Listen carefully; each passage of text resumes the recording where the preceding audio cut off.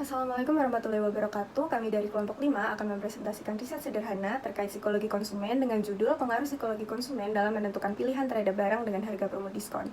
Berikut adalah anggota kelompok kami. Seiring berjalannya waktu, dampak dari globalisasi semakin dapat dilihat dan dirasakan dalam kehidupan sehari-hari.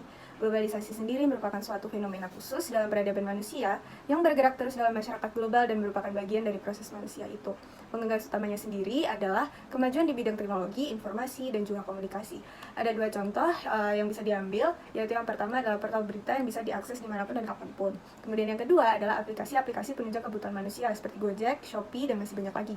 Salah satu dampak positif dari globalisasi adalah semakin praktis dan mudahnya manusia dalam menjalani kehidupan. Dengan adanya aplikasi-aplikasi ini, apabila manusia ingin berbelanja, maka ia tinggal duduk, membeli barang dari gadget, membayar dengan opsi pembayaran yang telah disediakan, dan menunggu hingga barang tersebut sampai di rumah. Ini ada pun dampak negatif yang akan tercipta, yaitu perilaku konsumtif, di mana perilaku konsumtif adalah perilaku atau gaya hidup individu yang senang membelanjakan uangnya tanpa pertimbangan yang matang.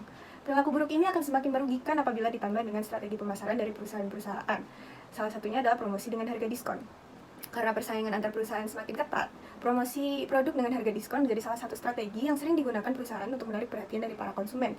Namun hal paling penting dalam interaksi antara perusahaan konsumen ini adalah rasa puas dari konsumen itu sendiri. Bagi perusahaan, rasa puas konsumen dapat meningkatkan rasa loyal pada diri konsumen sehingga akan berdampak baik pada target penjualan mereka dan akan ada kecenderungan konsumen untuk melakukan repeat buying. Konsumen sendiri pun cenderung membeli barang untuk meningkatkan rasa puas dalam dirinya dengan berbagai pertimbangan yang ada, seperti kualitas produk dan juga harga yang sesuai. Lantas, apabila konsumen dihadapkan dengan suatu produk berkualitas bagus dengan harga normal, dan satu produk lain dengan brand berbeda namun memiliki kegunaan yang sama dengan promo harga diskon, tentunya akan menjadi dilema pada diri konsumen. Dengan demikian, kami rasa penting untuk meneliti fenomena ini, dan kami merancang sebuah inovasi yang dapat digunakan untuk mengurangi dilema pada diri konsumen dalam hal menentukan keputusan pembelian, yang hasilnya diharapkan akan meningkatkan rasa puas dalam diri konsumen. Psikologi konsumen merupakan cabang ilmu psikologi yang mempelajari tentang perilaku konsumen yang ada pada manusia itu sendiri. Perilaku konsumen yang dimaksud merupakan perubahan perilaku manusia yang didorong oleh keinginan mereka sendiri untuk menggunakan produk atau jasa yang dipasarkan. Menurut Kotler dan Keller, faktor yang mengaruhi individu melakukan pembelian, yang pertama ada motivasi, kedua persepsi, ketiga pembelajaran, keempat keyakinan, serta kelima sikap.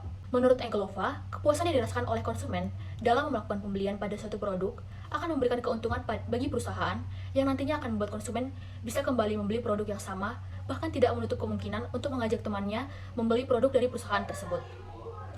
Lalu keputusan pembelian adalah proses pembelian suatu produk, baik itu barang ataupun jasa yang ingin dibeli, dengan membuat alternatif pilihan lain. Hubungan antara psikologi konsumen dan keputusan pembelian menurut Schiffman dan Canuck, yaitu adanya motivasi dan teori kebutuhan yang akan menjadi faktor yang mempengaruhi pengambilan keputusan pembelian konsumen yang tercermin dalam customer behavior. Customer behavior atau perilaku konsumen ini dipengaruhi oleh faktor psikologis seperti motivasi, persepsi, pembelajaran, keyakinan, dan sikap.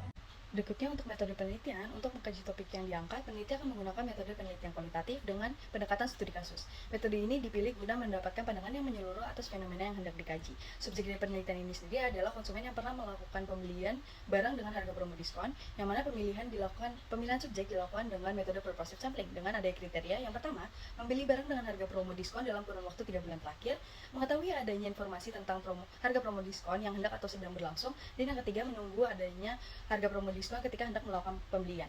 Data ini akan diperoleh melalui tahap wawancara mendalam dengan subjek penelitian, yang mana wawancara dilakukan untuk mengetahui dasar motivasi konsumen dalam memilih barang dengan harga promo diskon.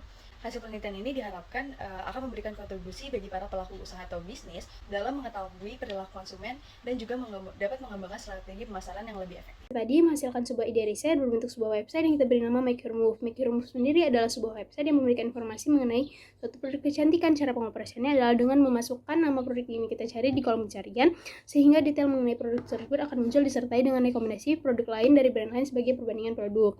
Tujuan dibuatnya website tersebut adalah untuk mempermudah konsumen dalam menentukan pilihan mereka, sehingga konsumen tidak mengalami dilema dan tidak mudah termakan harga promo dari produk lain.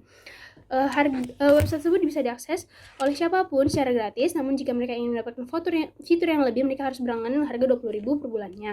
Keunggulan dari produk tersebut adalah dapat memberikan informasi mengenai suatu produk, dapat diakses oleh semua kalangan, dan dapat memudahkan konsumen dalam menentukan pilihan produk mereka. Namun kekurangannya, rekomendasi dari website tersebut dianggap tidak objektif dan tidak semua orang mengerti cara penggunaannya. Di sisi lain, belum ada website yang memberikan informasi sedemikian rupa, dan tantangannya adalah ketika website tersebut harus memberikan informasi mengenai suatu produk yang baru launch.